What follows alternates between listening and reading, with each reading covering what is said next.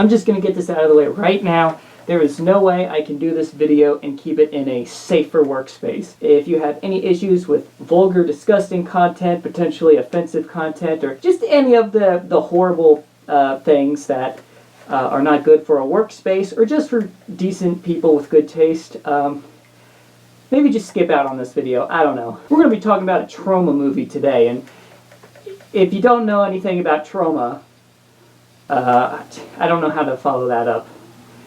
It's a lot. It's a lot to deal with.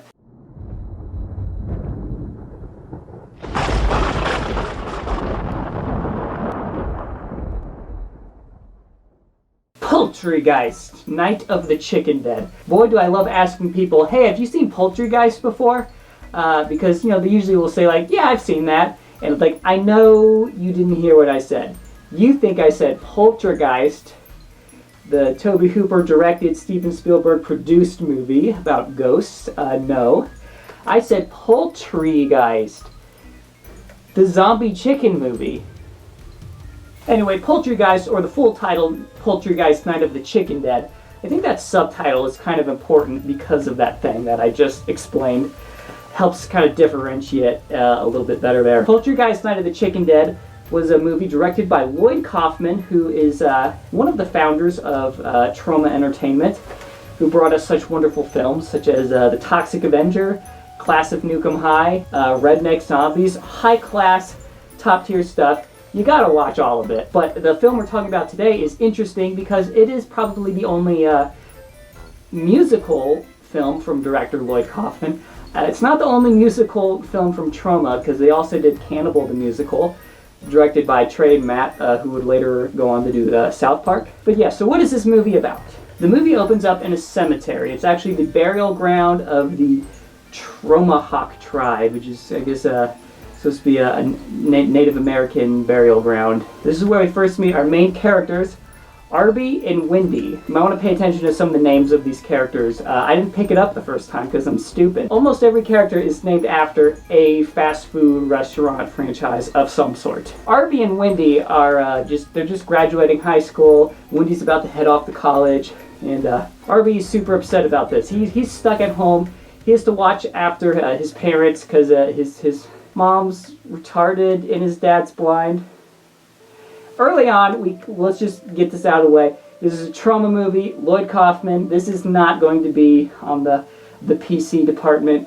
This is this is one of those movies that's purposely trying to just find all the triggers. With this, we can also put together, this is not a movie that's meant to be taken seriously. Usually Lloyd Kaufman movies take place in their own abstract sort of world. I mean, basically imagine just like South Park, but in live action. That's how a lot of Troma movies feel. The biggest difference is that South Park is usually a little bit more clever with their comedy, but this is still a funny movie, I think. So anyway, Arby's stuck at home while Wendy's about to go off to college. But before that, they're about to have some hot lovemaking session, which promptly gets interrupted by a crazed axe murderer who is creeping on them and doing some stuff. I don't know how much detail I really want to get into. So he interrupts the lovemaking session, and Wendy gets upset and leaves. And Arby's just like, oh, thanks a lot, buddy. I mean, it's very just like, they're not taking it seriously enough that there is an axe murderer right there. It's just like, what an inconvenience. And then they leave. But then shortly afterwards, we see zombie hands rising out of the ground, and they kill the axe murderer. Because this is sacred ground, I guess, and that makes sense or something. So anyway, we skip ahead. Wendy's supposed to be at college now, and the Tromahawk burial ground has been bulldozed and replaced with an American chicken bunker, which is like a KFC style fast food chain kind of thing. And there's a bunch of protesters outside protesting the destruction of the burial ground, and yada yada. There's a lot of like vegetarians protesting the meat eating, and there's just a lot of that going on. And then Arby shows up and he's like, what the heck's this about? What is this? How dare they do this? You know, like he's kind of like on their side for a second, but then he sees like two girls making out, and he's like, oh, that's hot, and walks over. And one of the girls is Wendy. Oh my god! So he finds out that his girlfriend is now cheating on him with another woman. And out of spite, Arby goes to get a job at the American Chicken Bunker. While going to do that, he meets the manager of the Chicken Bunker, Denny. You know, because Denny's So he meets Demi. He ends up hiring him as a counter girl. I don't know what that's about, but yeah, he actually like has to wear a skirt for his uniform. I don't really get it. There's a lot of things that I'm just not getting here. Whatever. So Arby's the counter girl at the restaurant now, and he meets some of his other employees. There's Carl's Jr. Do you get it? There's one character named Paco. Well, there's no restaurant named Paco. Oh wait, what's his last name? Bell, Paco Bell. Also, he's Mexican. Do you get it, guys? Get it? Then there's also a Muslim woman working there named, I think it's pronounced Hummus. And she might actually be the only, like, likable. There's not a lot of likable characters in this movie. Everybody's just kind of trash. She might be the only actual likable character throughout the whole thing. Like, I feel the most sympathy towards her and what she's dealing with at any point in time. So Arby's working at the counter. And somebody ends up walking in, sort of like a parody of Jared from Subway. This is, of course, before the actual controversy of what Jared was doing sort of sparked up. If this was post-controversy, Troma would totally have still included this, and they would have probably made some very distasteful jokes about the controversy. This is a parody version of Jared. I think he's just called Jared. I don't think they even changed the name because I guess you don't have to. It's not copywritten. And he's a great big fat person. Hilarious, because Jared's supposed to be like the guy that got fit eating crappy Subway food, but this guy's fat. But they're still acting like he lost all this weight, which makes you wonder in the context of the film, how fat was he before? So Jared ends up ordering some food. There's a weird, mysterious, pulsating, vein-covered egg that falls into his food. Tray gets slapped in front of him. He looks at the egg, sniffs it, eats it all in one bite, and then instantly rushes to the bathroom to take the most grotesque shit ever fathomed by human imagination. The scene of the shitting is just so putrid and disgusting. They don't hold back much of any detail. It's disgusting. You will probably feel physically ill to your stomach. They have, like, shit that they've sprayed all over the wall for the sequence. It's a lot to deal with. I actually remember when this movie was first released on Netflix, when you actually ordered the physical DVDs. I rented it, and I decided to watch it with one of my friends, and when it got to this shitting scene, he did not appreciate it at all. He was actually very clearly mad at me. Like, he was pissed off that I showed this to him. It didn't help that we were both eating at the time, which I don't get grossed out that easy. It didn't really bother me, but he was like getting he was getting a little upset about the whole situation, which I thought was hilarious. So anyway, all that shit's going on. Wendy ends up walking into the restaurant to talk with Arby. Like, Arby, why are you working here? Are you just doing it to spite me? Which he totally is, by the way. But they end up having a back and forth about that. She ends up going on a big rant about all the evil things the fast food corporation does to poor innocent chickens. There's a weird music number with a bunch of tits and stuff. It's a Troma movie. There's going to be a lot of tits, by the way. Then after that, we end up getting a visit from the General.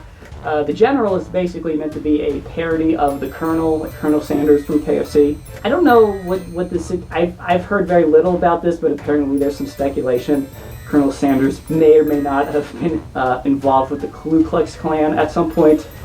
If anybody knows any more about that, and you want to just fill me in the comments, be free to do that. But in this movie, they make it very clear that the General character was and probably still is part of the Klan. So I'll just say it's made very clear with this movie that it's a very like pro-vegetarian and very anti big corporation kind of message going on. It's not very subtle, actually. I'm all for like if you have like a message behind the film you're making, but I also would. I prefer you to be subtle about it, instead of just saying, like, this is exactly what we think. Whatever, the point is, there's a whole music number of the protesters and the General singing back and forth about their different points of view. I could talk more about the musical numbers, but I have no idea what to really say. They're fine, I guess. I'm not really a musical critic. I don't know enough about music to judge. Oh, also, there's a guy in a chicken costume. That comes into play later. So Arby's like in the back of the restaurant now, getting something. I forget what he's doing, who cares. And he ends up running into that chicken. Hey, I said it would come into play later. I guess that's immediately later, actually. The chicken scares the crap out of him, and the chicken's like, oh, calm down. He takes his head off, and it's actually Lloyd Kaufman, the director of the movie, under the costume. Turns out Lloyd Kaufman is playing another employee of the restaurant. I'm going to try and avoid spoilers with this one. I kind of feel like I gave away the entire movie with my last review, but I'll just say that we find out more about Lloyd Kaufman as the film goes on, who his character actually is. It's never really explained, I will say. When we find out who he actually is, there's still some questions that need to be answered. But whatever. There's another music number, and you get to see Lloyd Kaufman's ass. They're basically just having another music number about how Arby's going to waste his life in this fast food restaurant and he needs to get out and do something else. But who cares about all that junk? Because Paco's jerking off in the chicken grinder. There's some noble cause for jerking off in the chicken grinder, like liberation or some, I don't know. Who cares? Because the chicken comes to life and pushes Paco in the grinder and just grinds him to bits. So he's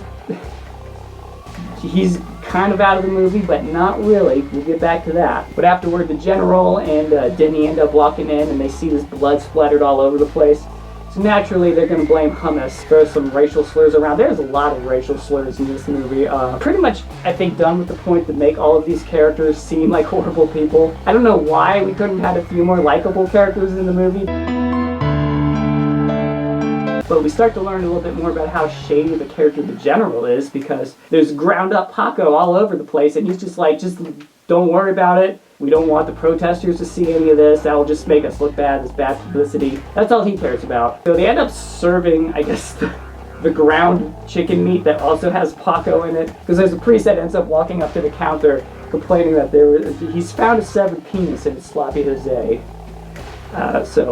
Arby says, "Oh, don't worry, I'll get you a new one." He's not even processing that there should be a human penis in the food.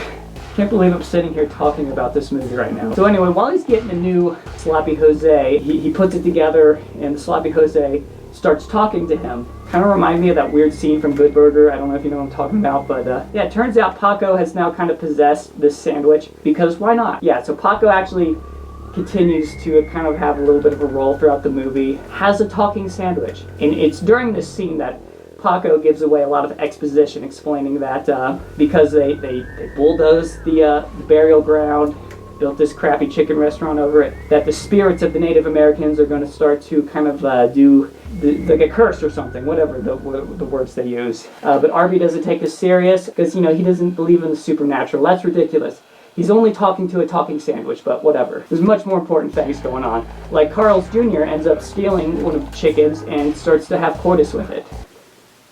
Nobody's making you watch this video. You can click back at any time. Getting it on with this chicken, pretty hardcore. It's probably the most disgusting scene in the movie. I believe I mentioned earlier, I don't get grossed out very easily. This kind of like made me a little bit sick. Watching this guy make out with this slimy, nasty chicken and then do other things with it. But it's at this moment that I guess the curse starts to take full effect, and this chicken becomes possessed, and it bites his wiener. So now there's blood spraying everywhere from his crotch, and he's running around screaming in pain. He comes into the back where the kitchen is, starts screaming to Hummus for help, so she starts beating the chicken with a mop, and then for some reason her solution is that it'd be easier to shove the mop, I guess, up his ass and out the other end. So the mop goes in his ass and it comes out through his, it actually like rips the, just watch the movie. I don't want to, I can only sit here and describe so much disgusting filth. So it looks like Carl's Jr. might be dead, and Hummus once again gets blamed for this situation, even though she was trying to help. I mean, what would you do if somebody had a possessed chicken biting somebody's dick? I mean, they don't teach you about this stuff in school. You don't know how to handle this. Whatever. The general doesn't care about this because he is too busy trying to get those hippie protesters off his back. So he gets a bucket of chicken, walks it out to the protesters as like an offering. So like, hey, just try some of my chicken, and blah, blah, blah, blah, blah. So one of the protesters is actually the girl that Wendy is having a relationship with. She ends up trying the chicken, and then immediately it's just like, oh my god, this is the best chicken in the world. She sways everybody else to try the chicken, and now all of the protesters have now become customers, essentially. The only person that hasn't been swayed right away is Wendy, who's just like, the fuck, what happened? Seriously. Turns out later that Wendy's girlfriend, Mickey, was, I guess, kind of in cahoots with the general, or some sort of deal was made, because she ends up finding them later having some sort of weird diaper fetish thing going on. I don't know. Yeah, after this moment, Wendy's eyes are open to just kind of like, I guess, how the world is and stuff, so she's can't trust anybody anymore, and she ends up going back to Arby, and you're like, oh, how could I have ever blah blah blah blah blah, whatever. So they're back together, I guess. But meanwhile, there's like a huge puking fest going on in the restaurant. Basically, anybody who ate the chicken is just vomiting green gunk all over the place. Wendy sees this and ends up, it's basically saying to the general, how can you say that your food is healthy? Which, here's a little bit of a gripe I have, is that I think one of the arguments this movie is using against fast food is that it's not healthy, as if that's a big mystery that we don't know. When I go to Burger King, I know that this is trash. This is trash food. I don't know, that's just a minor gripe I have, is that I don't feel like we're fooling anybody about the health factor of fast food. But yeah, she's just like, how can you say your food is nutritious with all this going on? And then she bribes him into eating his own chicken, which has like these weird green bubbly things on it because of the curse or whatever. But the general ends up eating it anyway, and it tastes fine to him, but then shortly afterwards he's got to like take it like a shit or something because it's a trauma movie and shit's hilarious. So he's unleashing fury in the bathroom and ends up laying an egg, which hatches, and then a green chicken monster comes out, attacks him, and he ends up biting its head off. But then later, that like turns him into a giant egg, and then that egg hatches, and there's a giant chicken monster inside the egg. I'm getting ahead of myself. This is so much. By the time this happens, though, there's already a horde of chicken zombies. Like basically everybody who ate the chicken has turned into half human, half chicken zombie people that also have little like Indian feathers on, which might be a little bit racist, but like I said before, I want to avoid spoilers. So I feel like you got the basic gist of what the movie is about, what it's like. I just want to kind of mention a few more noteworthy things. There is the cock. Okay. A happy ending that's also kind of racist.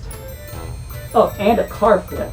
This car flip is actually interesting because it's a recycled car flip that Lloyd Kaufman keeps using in all of his movies. It was originally used in the movie Sergeant Kabuki Man NYPD, but it's a very well done stunt of this car crashing and then flipping in midair. And I guess he just thought it was so good, he probably spent a lot of money on it for all I know.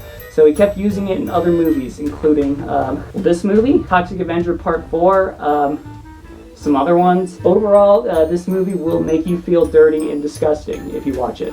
So let's get into the rating system now. I keep changing my rating system. I'm not really sure how I want to do this exactly. So I'm sorry that it changes every episode of this, but basically I'm going to rate the individual aspects, and then I'll have an overall rating, which will be, it won't be like I'm adding up the different points from the other ones. This will just be an overall, how did I enjoy the movie? Okay, so for the creep out factor, I'm going to do a 3 out of 10, because it's really more of a, it's not really that creepy of a movie, it's more horror comedy based. Thrills, again, 3 out of 10, kind of putting those sort of low because it's more of a comedy. It's more about being outrageous and absurd. The gore, I'm going to do a flat out 10 out of 10. This is a disgusting movie. It earned that 10 out of 10. Monsters, this one actually has, a plethora of chicken monsters. Again, I'm going to do 10 out of 10. They kind of range from pretty basic to very elaborate, very cool looking, especially the sort of almost kaiju-like one that hatches around that egg. Story-wise, we're going to maybe do like 5 out of 10. I feel like this is kind of like stuff like this has been done before a lot. It's more about the absurdity. And then there is the overall experience. This is just how I overall rate the movie.